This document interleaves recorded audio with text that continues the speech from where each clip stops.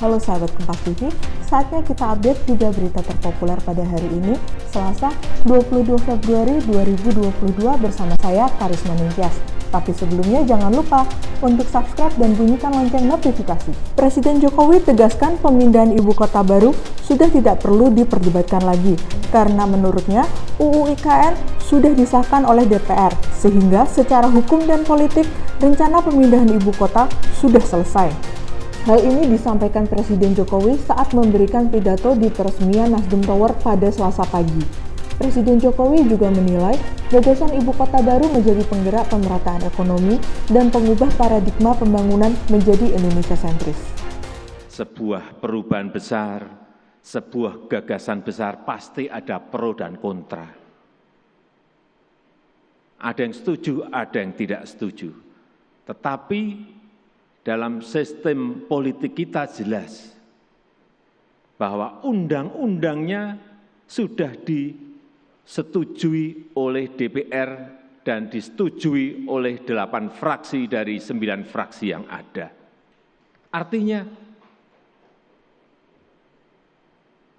secara hukum politik sudah selesai.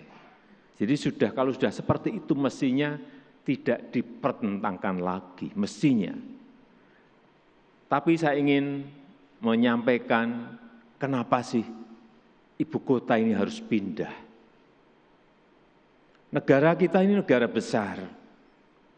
Kita memiliki 17.000 pulau, 514 kabupaten dan kota, 34 provinsi. Kalau kita lihat populasi itu 56% itu ada di Jawa. 56%, 156 juta penduduk Indonesia ada di Jawa. Padahal kita memiliki 17.000 pulau.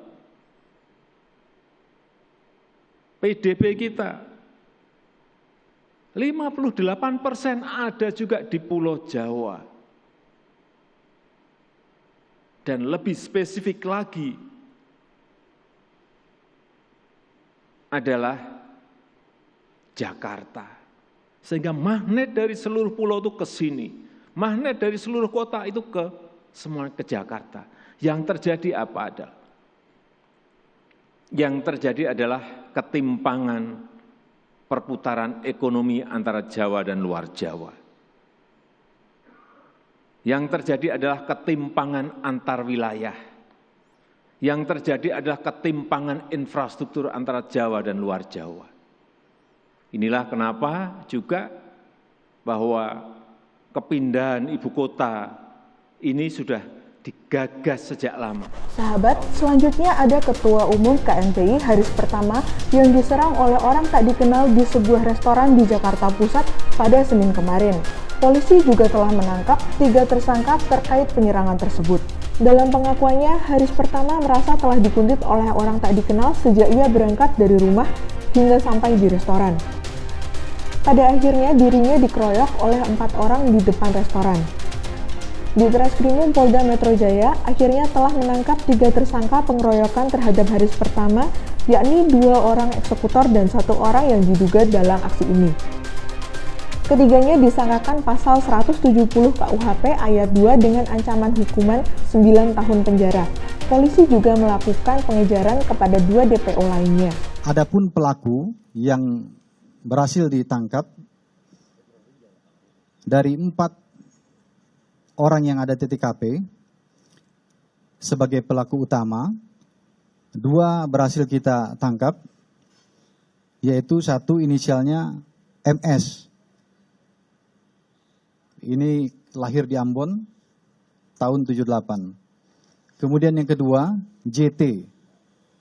Ini juga lahir di Ambon, kemudian tahun 79.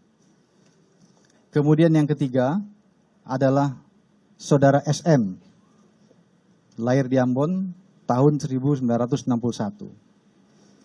Kemudian ada juga DPO yang saat ini masih dilakukan pengejaran oleh penyidik. Ada 2 orang, yang pertama inisialnya H, dan yang kedua inisialnya I. Kemudian barang bukti yang bisa diamankan terkait dengan kasus ini Di antaranya adalah baju milik korban, kemudian juga batu yang digunakan oleh tersangka untuk melukai korban, kemudian juga pakaian milik para tersangka. Berita yang terakhir sahabat, Presiden Partai Buruh Said Iqbal mengapresiasi sikap Presiden Joko Widodo yang menginstruksikan jajarannya untuk merevisi Permenaker terkait JHT.